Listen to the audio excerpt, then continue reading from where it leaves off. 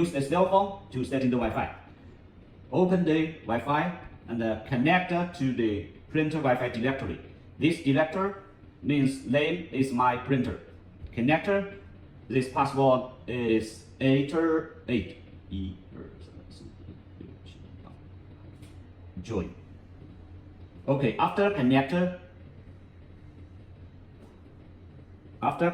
we try to open the browser. Type the IP address. This address is show to set in the IP address. Okay, choose the Wi-Fi option and type your SSID and the Wi-Fi password. Click set. When the printing did, that means setting successful. Okay. After setting the Wi-Fi, we need to check the Wi-Fi is connected or not. One way you can print the self-test page. Enter the menu and choose the one printing the self-test page. The printer will printing the self-test page, and we can check the IP address on here.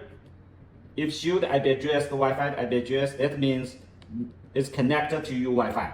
And also, you can see the status on the screen. There also show the network lane and IP address. That means Wi-Fi setting successful. Okay.